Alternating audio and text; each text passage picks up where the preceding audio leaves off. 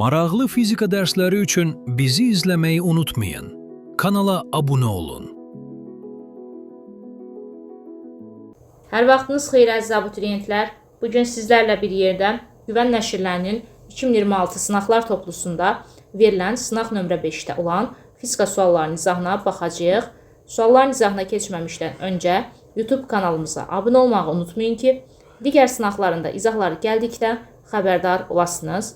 Həmçinin onlayn dərslər haqqında məlumat əldə etmək istəyirsinizsə, ekranda göstərilən səhifəyə yaza bilərsiniz. Gəlin başlayaq 31-ci sualdan. Şərtdə deyilir ki, düzxətlər hərəkətdən cismin koordinat zaman tənliyi x bərabərdir 8 üstəgələk 5-dir, çıxılsın 2t kvadratı şəklindədir. Cismin başlanğıc koordinatının x0, başlanğıc sürətinin v0x və təcilinin ax, x9 üzrə proyeksiyalarını hesablayın.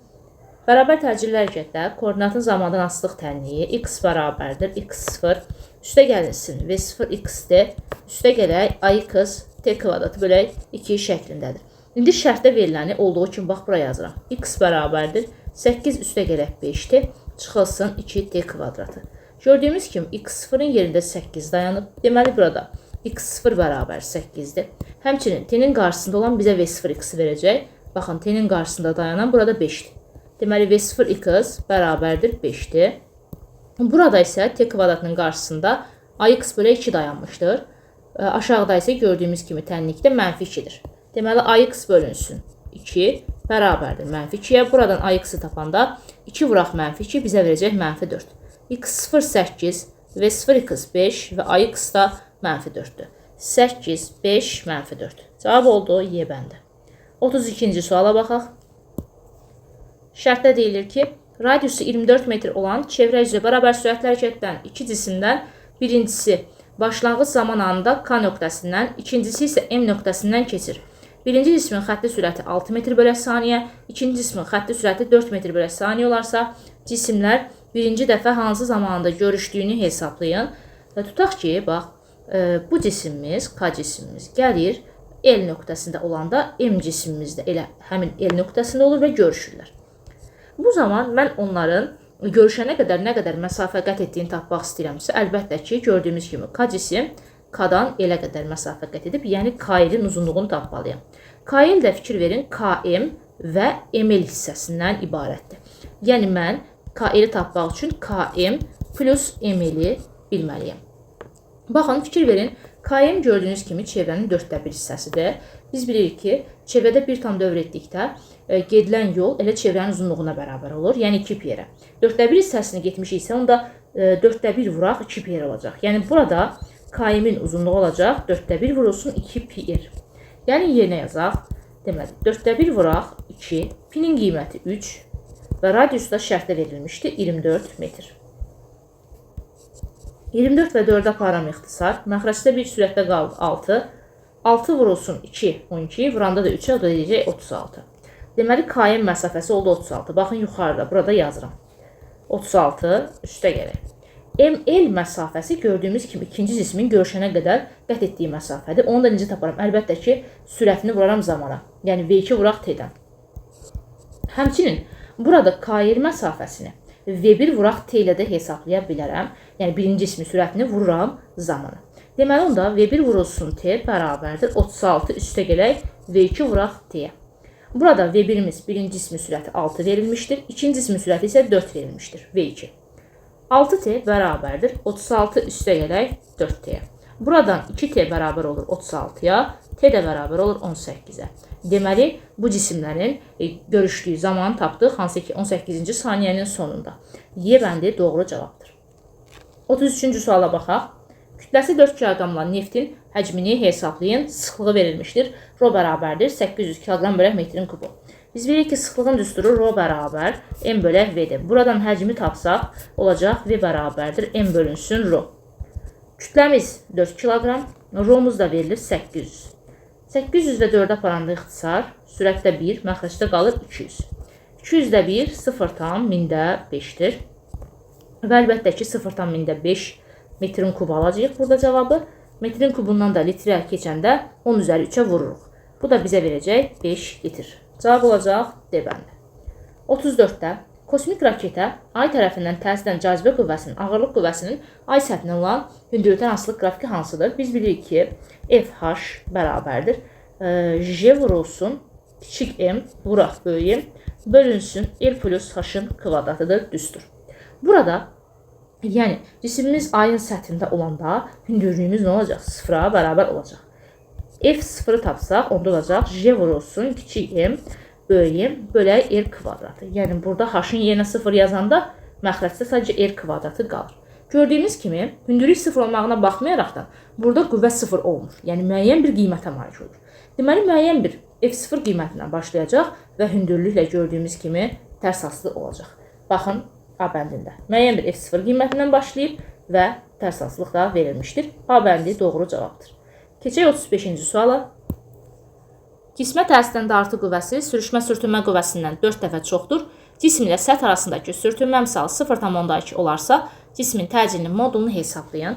Baxın, burada gördüyünüz kimi EMA-nı tapmaq üçün əlbəttə ki, dartı qüvvəsindən sürtünmə qüvvəsini çıxmalıyam. Nəyə görə dartı qüvvəsindən sürtünmə qüvvəsini çıxdım? Çünki əks istiqamətlidir. Əks istiqamətli olanda əvəzləyici qüvvəni tapanda biz bilirik ki, çıxılır. Böyük qüvvədən kiçik qüvvəni çıxırıq. Baxın, A hansı istiqamətdə yönəlibsə təcil. Deməli, o qüvvə daha böyükdür. Ona görə F dartdan F sürtünməni çıxdım. Yəni, burada MA bərabərdir. F dartı çıxılsın, F sürtünmə yazırıq. Şərtdə həmçinin deyir ki, cismə təsir edən dartı qüvvəsi sürüşmə-sürtünmə qüvvəsindən 4 dəfə çoxdur. Burada F dartı bərabərdir. 4 vuraq F sürtünmə yazacağıq.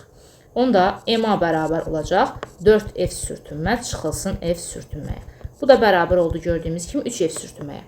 Sürtünmə qüvvəsinin düsturu məlumdur bizə, μmj. Yerinə yazsaq 3 vurulsun μmj olacaq. Deməli aldıq ki, MA bərabərdir 3 μmj. Hər tərəfdən fikir verin, m'lər gedir. Gördüyümüz kimi aldıq ki, A bərabərdir 3 vurulsun μj-yə. Sürtünmə misalı verilmişdir, yəni μ 0,2-dir. Yerinə yazsaq 3 vurulsun 0,2, vuraq J-nin qiyməti 10.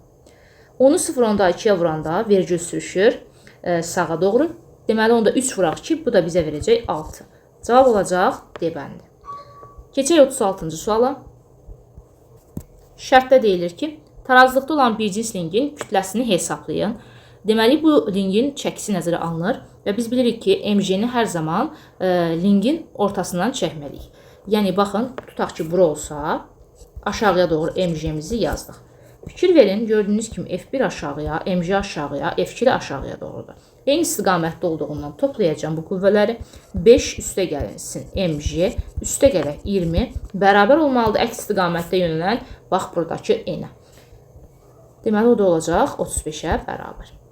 Aldıq ki, MJ plus 25 bərabərdir 35-ə. Buradan MJ bərabər olacaq 35 çıxaq 25, yəni 10-a. M-i tapanda onu bölməliyik J-nin qiymətinə. J-də fikir verin, şərtdə verilir 10-a bərabərdir. 10 bölək 10 bizə verəcək 1 kiloqram. Baxın, D bəndi doğru cavabdır. 37-ci sualda cismin sürət və təcil vektorları təsvir edilmişdir. Bu cismin impulsu və cismə təsir edən qüvvələrin əvəzləyicisi hansı istiqamətdə yönəlir? Cismin impulsu hər zaman sürət istiqamətində yönəlir. Gördüyümüz kimi sürət sağa doğru olduğundan impuls da sağa doğru yönələcək. Əvəzləyici qüvvə isə təcil istiqamətində yönəlir. Təcil yuxarıya doğru olduğundan əvəzləyici qüvvə də yuxarıya doğru olacaq. Deməli, impuls sağa, əvəzləyici qüvvə isə yuxarıya. Baxın, B bəndi doğru cavabdır. Keçək 38-ə. Rəqs amplitudu 10 cm və rəqs periodu 0,8 saniyə olan rəqqasın ilk 1,2 saniyə ərzində getdiyi yolu hesablayın. Amplitud verilmişdir. A bərabərdir 10 cm. Santimetrdən metrə keçməliyik. Bu zaman 100-ə böləcəyik. 10 bölək 100 bizə verəcək 0,1 metr. Rəqsin periodu böyük T bərabər 0,8-ə və rəqqasın ilk 1,2 saniyə ərzində zaman da verildi. T bərabərdir 1,2 saniyədə getdiyi yolu L-i istəyir. Biz bilirik ki, riyazi rəqqasda gedilən yol L bərabərdir 4AT bölünsün T düsturu ilə hesablanır. Gətirib indi yerinə yazsaq, 4 vurulsun A-nın yerinə 0,1, kiçik T-nin yerinə 1,2, böyük T-nin yerinə 0,8 yazırım. Baxın, indi burada 0,1 və 0,8-in vergüllərini atıram. 8 və 4-ə aparıram ixtisar. Sürətdə 1, məxrəcdə 2 qalır. 1,2 bölək 2 bizə verir 0,6. 0,6 metrdə 60 santimetrdir. B bəndi doğru cavabdır. 39-da. Riyazi rəqqasının rəqs periodu hansı ifadə ilə təyin edilir? Riyazi rəqqasının rəqs periodunun düsturu t bərabərdir 2 pi kök altında l bölünsün j-dir. Baxın, C bəndində doğru cavab verilmişdir. 40-cı suala keçək. Şərtdə deyilir ki, balonda olan qazın təzyiqi 110 kilopaskal olarsa, deməli bizə P qaz verildi. Yazaq. P qaz bərabərdir 110 kilopaskal. Kilopaskaldan paskala keçirəm. 10 üstü 3-ə vurmalıyam. 110 vuraq 10 üstü 3. Bizə verəcək 11 vurulsun 10 üstü 4 paskal. Ağzı açıq qabda olan su sütununun hündürlüyünü hesablayın. Bizdən H-ı soruşur. Və burada J-nin qiyməti verilib ona bərabərdir. Rho-su, yəni Rho-maye verilib artıq 1000-dir. Atmosfer təzyiqi 100 kilopaskaldır. Bu da əlbəttə ki 100-ü vuracaq 10 üstü 3-ə, o da eləyəcək 10 üstü 5 paskal. İndi baxın, burada ağzı açıq qab olduğundan atmosfer təzyiqimiz var. Həmçinin burada bizim mayenin belə deyək, təsir göstərdiyi, qabın dibinə göstərdiyi təzyiqi var və buna da hidrostatik təzyiq deyirik. Onda burada əlbəttə ki tam təzyiqi tapanda P tam bərabər olacaq. P0 üstə gəlsin hidrostatik təzyiq pH-a. Hidrostatik təzyiqin düsturunu bilirik. Rho J H-dır. Yerinə yazsaq onda olacaq P0 üstə gəlinsin Rho J H. Digər tərəfdən bax burada gördüyünüz bu boruda bax burada qazın təzyiqi var aşağıya doğru. Həmçinin buradakı mayenin təzyiqi vardır və burada maye sütununun hündürlüyü verilmişdir. 0,2 metrdir, yəni 20 santimetrdir. Artıq buradakı tam təzyiq bərabər olacaq P qaz üstə gəlinsin Rho J H-a. Qazın təzyiqi bayaqlar məlum idi. 11 vurulsun 10 üstü 4. 11 vuraq 10 üstü 4. Üstə gəlinsin. Rho sıxlıq 1000-dir. O da 10 üstü 3-dür. Vuranda J-nin qiymətinə ona olacaq 10 üstü 4. Deməli 0,10 H-ı da vuranda 0,2 vurulsun 10 üstü 4 olacaq. Buradan 10 üstü 4-ü ortaq vurusu çıxardanda 11 üstə gələk 0,2 bizə verəcək. Deməli 11,2 vurulsun 10 üstü 4. Və biz də bilirik ki, Paskal qanununa görə maye və qaza xaricdən edilən təzyiq bütün istiqamətlərə bərabər ötürülür. Yəni gördüyümüz kimi buradakı tam təzyiqlə eyni ilə buradakı tam təzyiq bir-birinə bərabər olacaq. Yəni bax bu P0 üstə gələk Rho J H-ı bərabər götürəcəyik 11,2 vurulsun 10 üstü 4-ə. Deməli P0-ımız 10 üstü 5. Üstə gəlinsin Rho-muz 10 üstü 3-dür 1000. Vuraq J-nin qiyməti olacaq 10 üstü 3-ü 10-a vuranda 10 üstü 4. Və vurulsun H bərabər olacaq 11,2 vuraq 10 üstü 4-ə. Bax, buradan 10 üstü 4-ə ortaq çıxardanda qalacaq 10 üstə gələk H bərabərdir 11,2 vuraq 10 üstü 4. Buradan 10 üstü H bərabər olacaq 10 üstü 4-lər ixtisar gedəndə 11,2-yə. H-ı tapanda olacaq 11,2 çıxılsın 10 bizə verəcək 1,2 metr. Bu da 120 santimetrdir, hansı ki 100-ə vuranda. Cavab olacaq A bəndi. 41-ci sualda mayələrin sıxlığını ölçmək üçün istifadə olunan cihaz hansıdır? Mayələrin sıxlığını ölçən cihaz aerometrdir. Y bəndi doğru cavab olacaq. 42-də su sütununun hündürlüyünün sabit qiymətində H konstantdır. Suyun qabın dibinə göstərdiyi təzyiqin qabın oturacağının sahəsindən asılı qrafiki hansıdır? Hansı ki suyun qabın dibinə göstərdiyi təzyiq hidrostatik təzyiqdir və hidrostatik təzyiqin düsturu bayaqlarda qeyd etdik ki P bərabərdir Rho J H-dır. İndi burada su sütununun dediyi üçün deməli suyun sıxlığıdır və suyun sıxlığı sabitdir, J sabitdir, həmçinin H sabitdir. Deməli P konstant olacaq, yəni dəyişməyəcək və düsturda S olmadığı üçün P S-dən asılı deyil, C bəndi doğru cavabdır. 43-də hidravlik maşında sahəsi 30 cm-in kvadratı olan kiçik porşen 12 cm aşağı hərəkət etdirdikdə sahəsi 180 cm-in kvadratı olan böyük porşen nə qədər yuxarı qalxar? Kiçik porşeni mən işarə edəcəm S2 ilə, böyük porşeni isə işarə edəcəm S1 ilə, hansı ki sahələrini. Baxın, kiçik porşenin sahəsi S2 bərabərdir 30-a. 12 cm aşağı hərəkət etdikdə, yəni bu H qədər aşağı enir. Ona görə buna yazacağım artıq H2 bərabərdir 12 cm. Böyük porşenin sahəsi isə S1 verilib 180 və nə qədər yuxarı qalxar soruşulur, yəni H1 bərabər suala. Biz bilirik ki, hidravlik maşında S ilə H tərs asıdır. Ona görə S1 bölək S2 bərabərdir H2 bölək H1 yazacağım. S1 180, S2 30 bərabərdir. H2-nin yerinə 12, H1 də olduğu kimi saxlayıram. 180 bölək 30 mənə verir 6, 12 bölək H1-ə bərabərdir. Buradan H1-ə tapacağam 2. Deməli cavab olacaq A bəndi. 44-də suda batmış 60 kiloqram kütləli cismin sudakı çəkisi ona təsirin Arximed qüvvəsindən 4 dəfə çoxdur. Deməli, sudakı çəki Arximed qüvvəsindən 4 dəfə çoxdur. Suda maye olduğundan cismin mayedəki çəkisi deməli onun Arximed qüvvəsindən 4 dəfə çox olacaq. Yəni biz buraya yazacağıq ki, P maye bərabərdir 4 vurulsun F Arximedə. Biz cismin havadakı çəkisini tapa bilərik. Cismin havadakı çəkisi mg-yə bərabərdir. Yəni P hava bərabərdir mg-dir. Buradan 60 vurulsun J-nin qiyməti, kütləmiz 60 idi, J-də 10. 60 vuraq 10 mənə verəcək 600. Biz bilirik ki, cismin mayedəki çəkisi onun havadakı çəkisindən Arximed qüvvəsi qədər azdır. Yəni P maye bərabərdir P hava çıxılsın F Arximeddir. Buradan P mayenin yerinə 4F Arximedi yazsaq, P havanın da yerinə 600 yazsaq, çıxaq F Arximedi olduğu kimi saxlayıram. Gördüyümüz kimi 5F Arximed bərabərdir 600-ə. Buradan F Arximed bərabər olacaq 600 bölünsün 5-ə, bu da 120 Newton olacaq. Baxın, Y bəndi doğru cavabdır.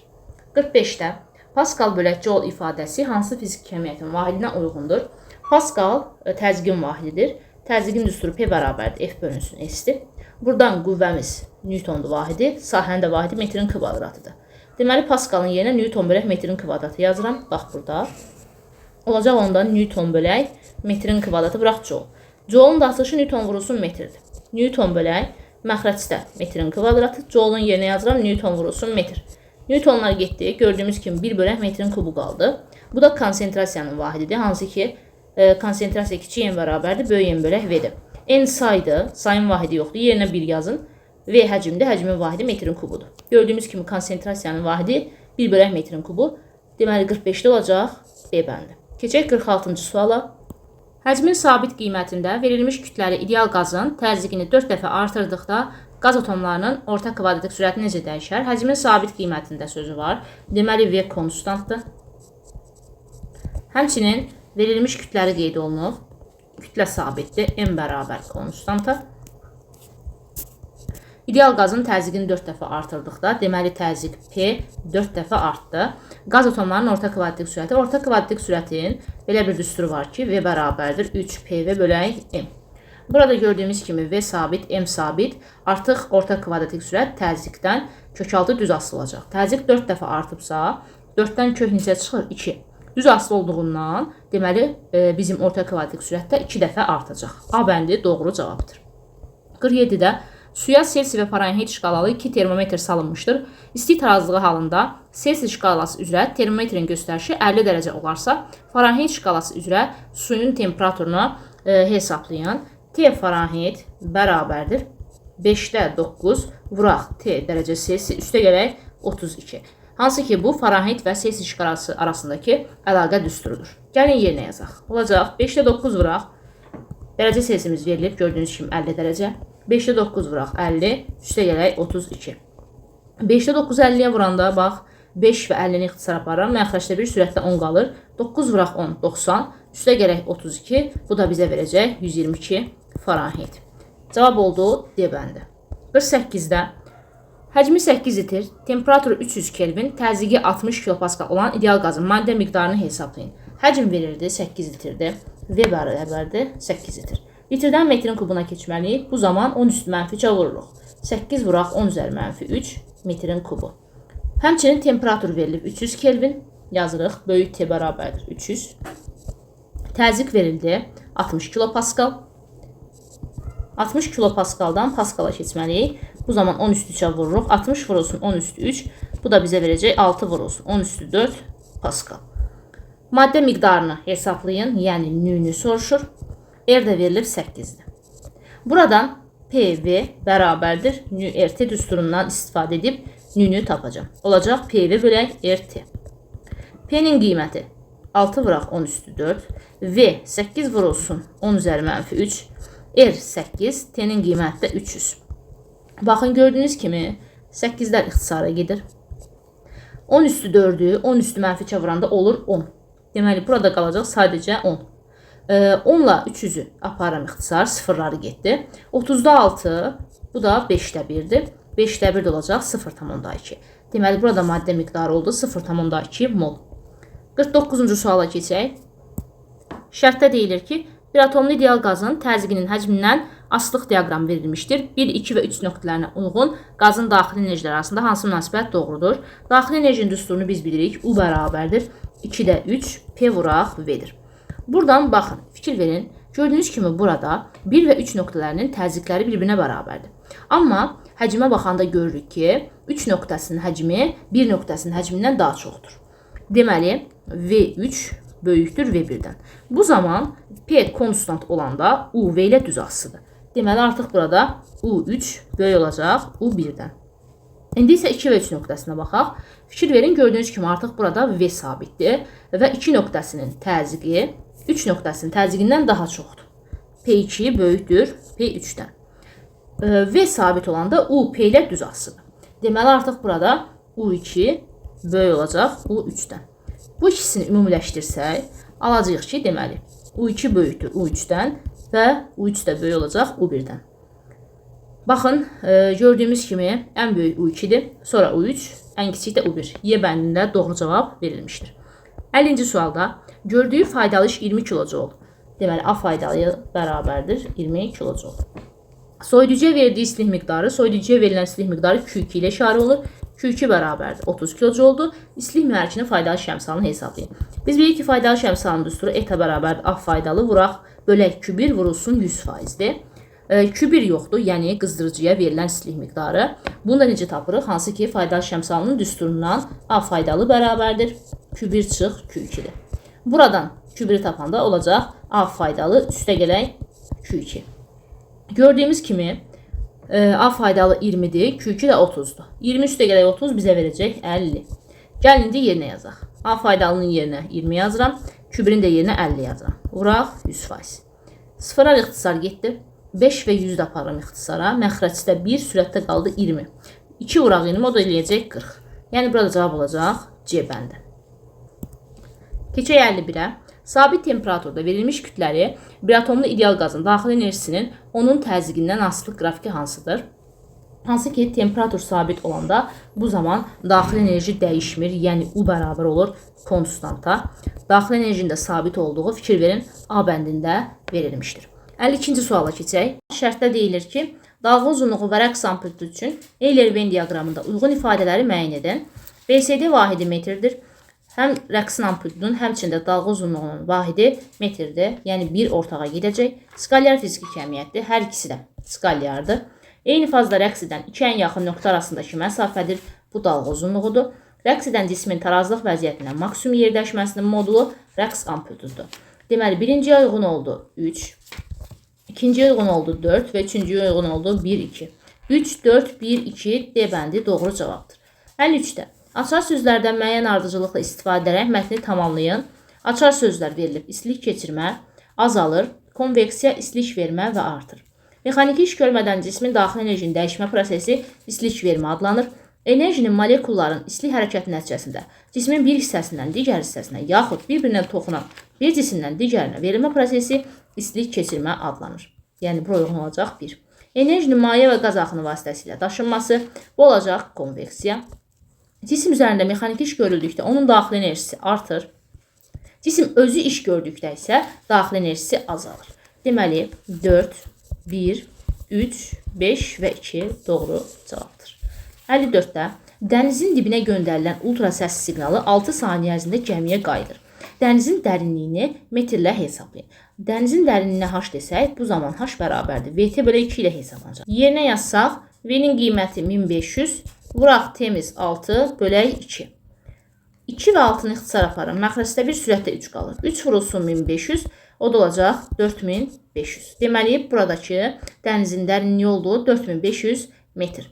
55-də bir halından 2 halına keçərkən ideal qazın gördüyü işi hesablayın. Hansı ki, ideal qazın gördüyü iş A-ıq bərabərdir. P vurulsun delta V ilə tapmalıyıq.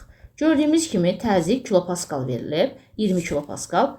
Çevirəcəyik paskala. Bu zaman 10 üstü 3-ə vuracağıq. 20 vurulsun 10 üstü 3. Həcm dəyişməsi gördüyümüz kimi 4-dən 10-a qədər artmışdır. Delta V bərabərdir 6 desimetrin kubudur. Metrin kubuna keçməliyik. 1 desimetr bərabərdir 10 santimetrdir. Və 1 santimetrdə 1 metrdə 100 santimetr olduğundan santimetrdən metrə keçəndə 100-ə bölürük. Yəni, onu 100-ə böləcəyik, o da olacaq 0,1 metr. Əlbəttə ki, 1 desimetr 0,1 metrdirsə, yəni 10 üzəri mənfi 1 metrdirsə, 1 desimetrin kubu artıq olacaq 10 üzəri mənfi 1-in kubu və metrin kubuna bərabər. 10 üzəri mənfi 1-in kubu da olacaq 10 üstü mənfi 3. Deməli, 1 desimetrin kubu 10 üzəri mənfi 3 metrin kubuna bərabərdir. Buna görə də biz 6-nı burada vurmalıyıq 10 üstü mənfi 3-ə. Gətirib indi bax burada yerinə yazsaq, vuraq 6 vurulsun 10 üstü mənfi 3. 10 üstü 3-ü 10 üstü mənfi 3-ə vuranda 10 üzəri 0 edəcək və bu da 1-ə bərabərdir. 20 vurulsun 6 olacaq 120. Deməli, burada 120 joule doğru cavabdır.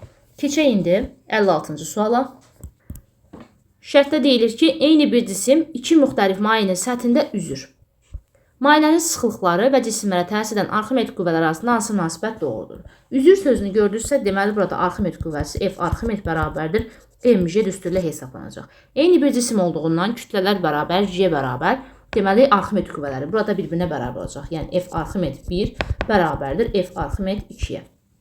Digər tərəfdənsə mayələrin sıxlığını müəyyən etməliyik. Bunun üçün biz baxmalıyıq görək ki, burada bu mayelərdə batan hissənin həcmi nə qədərdir? Fikir verin. Gördüyünüz kimi burada 5 dənə hissə var. 5 hissənin 5'də 2 hissəsi batmışdır. Deməli onda V batan bölək V cisim bərabərdir 5'də 2-yə.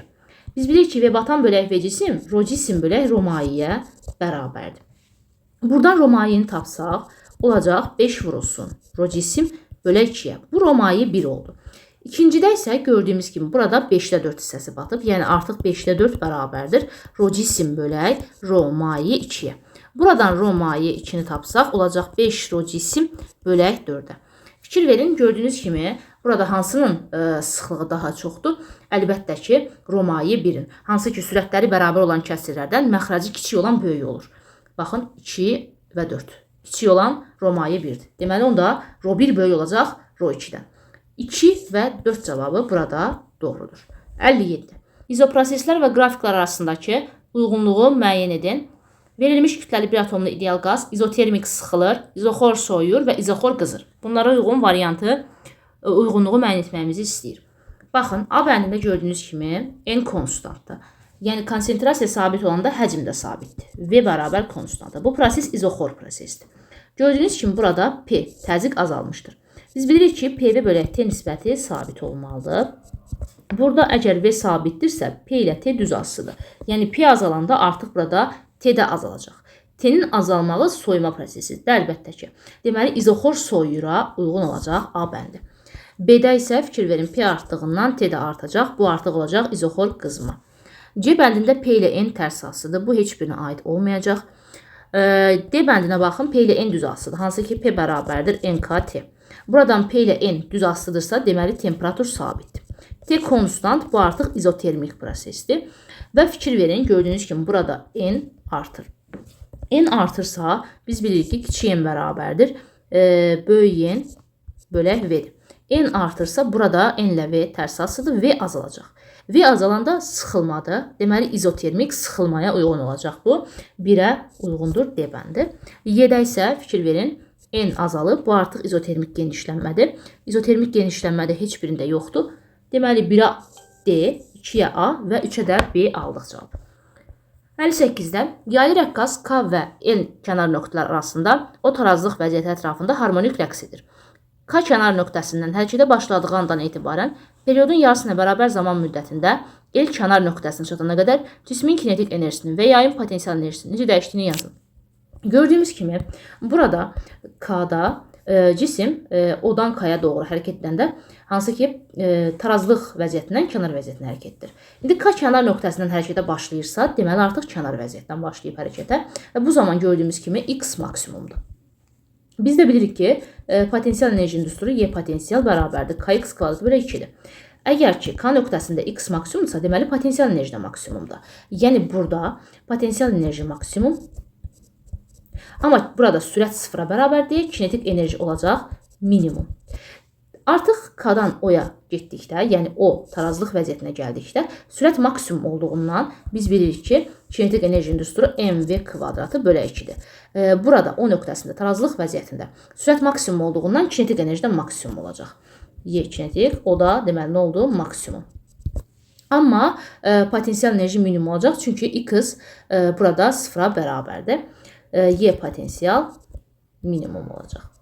N nöqtəsində isə yenidən x maksimum olduğundan burada potensial maksimum olacaq, amma kinetik enerji minimum olacaq. Sürət çünki minimumdur. Keçək indi 59-cu suala. Şərtdə deyilir ki, düz xətlər hərəkət edən 8 kq kütləli cismin koordinat zaman tənliyi x bərabərdir. 6 üstəgələk 5-dir, üstəgələk 2t kvadratı şəklindədir. İlk 2 saniyədə cismə təsirin əvəzləyici qüvvənin işini hesablayın. Əvəzləyici qüvvənin işini necə hesablayaraq? A bərabərdir F əvəzləyici vuraq S-lə. Burada əvəzləyici qüvvəni F əvəzləyici bərabərdir M vuraq A-dan hesablayacağım. Gördüyümüz kimi kütlə 8, A isə 2 vuraq 2, 4 olacaq. Yəni 8 vuraq 4, o da bizə verəcək 32. Bəs yer dəyişməni necə tapacağım? Yer dəyişmə də S bərabərdir V0T üstə gəlirsin A T kvadratı bölə 2-dir. Hansı ki, bax bu hissədir. Gördüyümüz kimi burada V0x 5-dir. AX bölə 2 də 2-yə bərabərdir. Yəni siz bax bu hissədə T-nin yerinə 2 yazmaqla S-i tapa bilərsiniz. Olacaq onda 5 vurulsun 2, üstə gəlirsin 2 vurulsun T-nin kvadratı. Yəni 2 saniyənin kvadratı 4. 5 vuraq 2, 10, üstə gələk 2 vuraq 4, 8. Bu da bizə verdi 18. Artıq gəlin əvəzləyici qüvvənin gördüyü işi hesablayaq. Bu da olacaq 32 vurulsun S-in qiyməti 18. Bizə verəcək 576 joule. 60-cı sualda verilmiş kütləli cismin sürətinin modulunun zamandan asılı qrafikinə əsasən onun kinetik enerjisinin zamandan asılı qrafikini çəkin. Kinetik enerjinin düsturu Y kinetik bərabərdir mv kvadratı bölə 2-dir. Burada V zamanla xəttə asılıdsa da, indi V-nin kvadratı olduğundan deməli kinetik enerji T-dən parabolik asılı olacaq. 0 T1 hissəsində. Gəlin çəkək. Y kinetik T-dən asılıdır. Baxın parabolik. Dediyim kimi 0 və T1 aralığındadır bu. Amma T1, T2 aralığında gördüyümüz kimi sürət sabitdir. Sürət sabitdirsə, deməli kinetik enerji sabit olacaq. Yəni, Y kinetik bərabər konstant. Və burada da sabit qrafikini çəkməliyəm. Bu da T1, T2 zaman aralığına uyğundur. Baxın, gördüyünüz kimi kinetik enerjinin zamandan asılı qrafikini çəkdik. Beləliklə, əziz şagirdlər, sizlər üçün bu sınağın da izahını verdim. Ümid edirəm ki, izah sizin üçün aydın oldu. Əgər videodan yararlandınızsa da, kanala abunə olmağı və videonu bəyənməyi unutmayın. Digər video izahlarda görüşənədək özünüzə yaxşı baxın, sağ olun.